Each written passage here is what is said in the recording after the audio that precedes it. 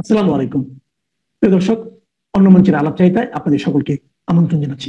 ইংরেজিতে একটি প্রবাদ আছে, সেটি হলো to say sorry and not mean it is to add insult to injury। এর অর্থ হলো সরি বলা এবং তা আন্তরিকভাবে না বলাটা আঘাতের উপর আঘাত করার মতো। ৫৪ বছর ধরে বাঙালির মনে পাকিস্তানি হানাদার বাহিনীর নৃশংসতার যে ক্ষত, সে ক্ষত নিয়ে দুঃখ প্রকাশের বদলে সত্যের অপলাপ করলেন পাকিস্তানের উপপ্রধানমন্ত্রী ও পররাষ্ট্রমন্ত্রী ইসহাক দার। বাংলাদেশ সফরে এসে তিনি দাবি করেছেন বাংলাদেশের সাথে অমীমাংসিত বিষয়গুলো নাকি অতীতে ২ দফায় মীমাংসা হয়ে গেছে, কিন্তু আমাদের অনুসন্ধান হলো কখনোই হয়নি। এমনকি পাকিস্তান সরকার কখনোই এর চেষ্টাটাও করেনি, বরং বারবার পরিস্থিতি এড়িয়ে যাওয়ার চেষ্টা করেছে। বাংলাদেশের পররাষ্ট্র উপদেষ্টা মোহাম্মদ তৌহিদ হোসেন বলেছেন বিষয়গুলো অমীমাংসিতই রয়ে গেছে। পাকিস্তান পররাষ্ট্রমন্ত্রীর দাবি পুরোটাই বানোয়াট। শুধু তাই নয়, পাক পররাষ্ট্রমন্ত্রী এবার বাংলার মাটিতে দাঁড়িয়ে বাংলাদেশিদের অপমান করলেন। সবক দিয়ে বলেছেন বাংলাদেশিদের হৃদয় সাফ করতে। যে দেশটি পৃথিবীর নৃশংসতম গণহত্যার জন্য ৫৪ বছরেও ক্ষমা চায়নি, যাদের হাতে এখনো লেগে আছে বাঙালির রক্ত, তারাই বাঙালিকে সবক দিচ্ছে সাফসুতর হতে। অধ্যাপক ইউনূসের বিশেষ বন্ধু তালিকায় থাকা পাকিস্তান বাংলাদেশিদের এমন কলি কালো দেখিয়ে দিল। তবে পাক পররাষ্ট্রমন্ত্রীর এমন মন্তব্যে বাংলাদেশের অভ্যন্তরীণ রাজনীতি জমে উঠেছে। সরকার সমর্থক দলগুলো ডাক ডাক গুড় গুড় ভাব নিলেও কার্যক্রম নিষিদ্ধ থাকা আওয়ামী লীগ পাক মন্ত্রীর প্রতিবাদ জানাতে গিয়ে রাজধানীতে বড় সড় মিছিল করেছে। বিস্তারিত জানতে চলুন যাওয়া যাক বিশ্লেষণে। ১৯৪৭ সালে দেশ ভাগের সময় ধর্মের দোহাই দিয়ে বাংলাকে জুড়ে দেওয়া হয়েছিল পাকিস্তানের সাথে। এরপর ২৪ বছর ধরে পূর্ব পাকিস্তানিদের এক নাগারে শোষণ করেছে। ২৫শে মার্চ রাতের আধারে শুরু করে গণহত্যা। ৯ মাস ধরে চলে যুদ্ধ। বাংলাদেশ স্বাধীনের পর থেকে দীর্ঘ ৫০ বছরের বেশি সময় ধরে দুই দেশের সম্পর্ক মূলত শীতল ও টানাপোড়েনেই কেটেছে। বাংলাদেশের পক্ষ থেকে বরাবরই কিছু গুরুত্বপূর্ণ বিষয় পাকিস্তানের কাছে দাবি জানানো হয়েছে, কিন্তু দুঃখজনকভাবে এই বিষয়গুলো আজও অমীমাংসিতই রয়ে গেছে। এতদিন পাকিস্তানের পক্ষ থেকে এসব বিষয় নিয়ে চুপচাপ থেকেছিল। বাংলাদেশে গত বছরের ৫ই আগস্ট ক্ষমতার পট পরিবর্তন হলে পাকিস্তানের জন্য যেন ঈদ মৌসুম শুরু হয়। সম্পর্কে নতুন রসায়নের নামে পাকিস্তানের ২ মন্ত্রী এসেছেন ঢাকায়। এর মধ্যে পাকিস্তানের উপপ্রধানমন্ত্রী ও পররাষ্ট্রমন্ত্রী ইসহাক দার ঢাকায় দাঁড়িয়ে রীতিমতো ইতিহাস বিকৃতি করলেন। ২৪শে আগস্ট তিনি বলেছেন ১৯৭১ সালের অমীমাংসিত বিষয়গুলোর মীমাংসা ২ বার হয়েছে। তার মতে একবার ১৯৭৪ সালে এবং দ্বিতীয়বার ২০০০ সালের শুরুতে, যখন তৎকালীন রাষ্ট্রপতি জেনারেল পারভেজ মোশাররফ বাংলাদেশে আসেন এবং প্রকাশ্যে ও খোলা মনে বিষয়টি সমাধান করেন। দর্শক, দেখে আসি পাকিস্তানি মন্ত্রী যে ২টি ভিত্তির কথা বলে এমন দাবি করেছেন তা কতটুকু সত্যি। তার আগে দেখা দরকার পাকিস্তানের সাথে বাংলাদেশের কয়টি ও কোন ইস্যুতে মীমাংসা এখনো হয়নি। আমরা বেশ কিছু ঐতিহাসিক দলিল নথিপত্র ঘেঁটে দেখেছি। বলা যায় বাংলাদেশের সাথে পাকিস্তানের অমীমাংসিত বিষয় আছে ৫টি। এগুলো হলো ১৯৭১-এর গণহত্যার দায়ে অভিযুক্ত পাকিস্তানের ক্ষমা প্রার্থনা, ১৯৫ পাকিস্তান সেনা যুদ্ধাপরাধীর বিচার, আটকে পড়া পাকিস্তানিদের ফেরত নেওয়া, ৭১ পূর্ব পাকিস্তানের রাষ্ট্রীয় সম্পদের ন্যায্য হিস্সা ও মুক্তিযুদ্ধের সময়কার ক্ষয়ক্ষতি আদায়। এখন দেখি পাকিস্তানি পররাষ্ট্রমন্ত্রীর দাবি করা সেই ২টি ভিত্তি কি বলে। এর মধ্যে প্রথমটি হলো ১৯৭৪ সালের ত্রিপক্ষীয় চুক্তি। অনেকে এটাকে দিল্লি চুক্তিও বলে। চুক্তিটি আমরা খুঁজে পেয়েছি international committee of the red ক্রিসেন্টের ওয়েবসাইটে। জনাব ইসহাক দার এই চুক্তিকে ১৯৭১ সালের সমস্ত অমীমাংসিত বিষয়ের সমাধানের একটি ভিত্তি হিসেবে উল্লেখ করেছেন, কিন্তু ঐতিহাসিক নথিপত্র বিশ্লেষণ করলে দেখা যায় তার এই দাবিটি অসম্পূর্ণ এবং চুক্তির মূল উদ্দেশ্যকে ভুলভাবে উপস্থাপন করে। ১৯৭৪ সালের ৯ এপ্রিল বাংলাদেশ, ভারত ও পাকিস্তানের মধ্যে এই চুক্তিটি স্বাক্ষরিত হয়। এই চুক্তির প্রধান উদ্দেশ্য ছিল একটি মানবিক সংকট নিরসন। এ চুক্তির কোথাও আনুষ্ঠানিক ক্ষমা প্রার্থনা বা যুদ্ধাপরাধের দায় স্বীকারের কোনো উল্লেখ ছিল না। বিবিসি বাংলার এক খবরে বলা হয়েছে, পাকিস্তান যুদ্ধাপরাধের অভিযোগ অস্বীকার করে আসলেও 1974 সালে প্রথম দেশটি বাংলাদেশের কাছে দুঃখ প্রকাশ করে। দর্শক, পাকিস্তান দুঃখ প্রকাশ করেছিল, ক্ষমা চায়নি। পাকিস্তানের পররাষ্ট্রমন্ত্রী ইসাক দার ক্ষমা চাওয়ার বিষয়ে আরো অসত্য তথ্য দিয়েছেন। তিনি দাবি করেছেন 2000 সালের শুরুর দিকে, আসলে এটি হবে 2002 সালে তৎকালীন প্রেসিডেন্ট পারভেজ মোশাররফ বাংলাদেশ সফরে এসেছিলেন। দারের দাবি, পারভেজ মোশাররফ সে সময় পুরো জাতির পক্ষে ক্ষমা চেয়েছিলেন। কিন্তু পারভেজ মোশাররফ তার সফরের সময় অত্যন্ত সতর্কতার সঙ্গে শব্দ ব্যবহার করেছিলেন।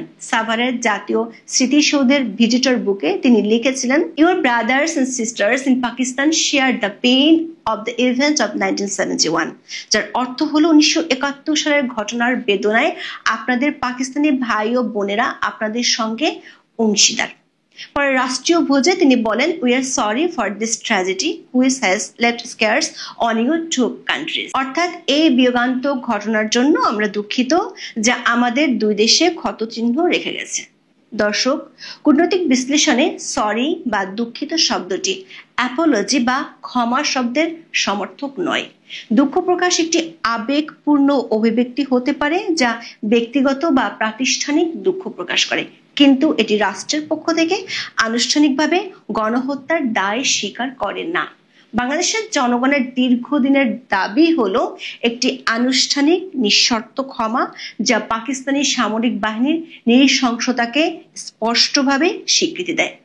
মোশাররফের মতো একজন সামরিক শাসকের পক্ষে এটি করা প্রায় অসম্ভব ছিল, কারণ এটি তার নিজস্ব বাহিনীর অপরাধ স্বীকারের শামিল হতো। তাই তার বক্তব্য ছিল একটি কৌশলগত ও সতর্কতাপূর্ণ পদক্ষেপ যা সম্পর্ক উন্নয়নের জন্য একটি প্রতীকী অঙ্গভঙ্গি হিসেবে কাজ করে, কিন্তু পাকিস্তানকে আইনি বা নৈতিক দায়বদ্ধতা থেকে মুক্ত রাখে। মোশাররফের বক্তব্য যে আনুষ্ঠানিক ক্ষমা ছিল না তার প্রমাণ পাওয়া যায় পাকিস্তানের নিজস্ব অবস্থানের মধ্যেই। পাকিস্তানের 1971 সালের শ্বেতপত্র বা হোয়াইট পেপার 1971-এ 1971 সালের ঘটনাকে একটি বিচ্ছিন্নতাবাদী আন্দোলন হিসেবে বর্ণনা করা হয়েছে এবং এর দায় আওয়ামী লীগের উপর চাপানো হয়েছে। দেখা যাচ্ছে ইসাক দারের দাবিটি মোশাররফের প্রকৃত বক্তব্যের ভুল ব্যাখ্যা। মোশাররফের বক্তব্য ছিল এক ধরনের সহানুভূতি প্রকাশ যা পাকিস্তানের গভীর মনস্তাত্ত্বিক ও সামরিক বাধাগুলোর প্রতিফলন। এটি কোনোভাবেই একটি আনুষ্ঠানিক ক্ষমা বা অমীমাংসিত বিষয়গুলোর চূড়ান্ত সমাধান ছিল না। 1974 সালের ত্রিপক্ষীয় চুক্তির মূল লক্ষ্য ছিল ভারত, পাকিস্তান ও বাংলাদেশ এই তিন দেশ থেকে আটকে পড়া ও যুদ্ধবন্দীদের মানবিক প্রত্যাবাসন। এর শর্তানুসারে ভারত ও বাংলাদেশে আটক পাকিস্তানি যুদ্ধবন্দী ও সামরিক নাগরিকদের পাকিস্তানে ফেরত পাঠানো হয়। একই সময় পাকিস্তানে আটকে পড়া প্রায় 1,26,943 জন বাঙালিকে বাংলাদেশে ফিরিয়ে আনা হয়। অথচ চুক্তির শর্ত অনুযায়ী পাকিস্তান বাংলাদেশে আটকে পড়া তার বেসামরিক নাগরিকদের পুরোপুরি ফিরিয়ে নেয়নি। 1974 সালের চুক্তির অধীনে প্রত্যাবাসন প্রক্রিয়া শুরু হয়েছিল এবং 1993 সাল পর্যন্ত প্রায় 1,26,943 জন পাকিস্তানি নাগরিক দেশে ফিরে যায়, কিন্তু এরপর প্রক্রিয়াটি সম্পূর্ণভাবে বন্ধ হয়ে যায়। এর মূল কারণ ছিল পাকিস্তানের অভ্যন্তরীণ রাজনৈতিক অস্থিরতা এবং অর্থনৈতিক চাপ। বর্তমানে বাংলাদেশে প্রায় 3.25 লাখ আটকে পড়া পাকিস্তানি 14টি জেলার 79টি ক্যাম্পে বসবাস করছে। 1974 সালের চুক্তিটির সবচেয়ে স্পর্শকাতর দিক ছিল 195 জন পাকিস্তানি যুদ্ধাপরাধীদের ভাগ্য নির্ধারণ, যাদের বিচার করার কথা ছিল বাংলাদেশে। বঙ্গবন্ধু শেখ মুজিবুর রহমান এক নজিরবিহীন মানবিক সিদ্ধান্ত নিয়ে তাদেরকে বিচার না করে পাকিস্তানে ফেরত পাঠানোর অনুমতি দেন, যাতে উপমহাদেশের সম্পর্ক স্বাভাবিক হয়। কিন্তু কথা ছিল পাক সরকার এই যুদ্ধাপরাধীদের বিচার করবে। যে দেশটি যুদ্ধাপরাধের কথা স্বীকারই করে না তারা যে এদের বিচার করবে না সেটি সহজেই অনুমেয়। পাকিস্তানের সাথে ঝুলে থাকা 4 ও 5 নম্বর ইস্যু হলো বাংলাদেশের ন্যায্য হিস্সা সংক্রান্ত। পররাষ্ট্র মন্ত্রণালয়ের কর্মকর্তাদের সঙ্গে কথা বলে জানা গেছে বাংলাদেশের সঙ্গে পাকিস্তানের $4.32 বিলিয়ন সম্পদ বন্টনের বিষয়টির এতদিনেও শুরু হয়নি। উত্তরসূরি রাষ্ট্র হিসেবে বাংলাদেশ সেই সম্পদের আইনি অংশীদার। 1971 সালের আগে তৎকালীন পূর্ব পাকিস্তানের জনসংখ্যা বিবেচনায় বাংলাদেশ ওই সম্পদের 56%, বৈদেশিক মুদ্রার ক্ষেত্রে পূর্ব পাকিস্তানের অর্থনৈতিক অবদান বিবেচনায় 54% এবং সমতার নীতি অনুসরণ করলে 50% দাবিদার বাংলাদেশ। এছাড়া 1970 সালে তৎকালীন পূর্ব পাকিস্তানের প্রলয়ঙ্কারী ঘূর্ণিঝড়ের পর পূর্ব পাকিস্তানের জন্য বিশ্বের বিভিন্ন দেশ থেকে সাহায্য আসে $200 মিলিয়ন।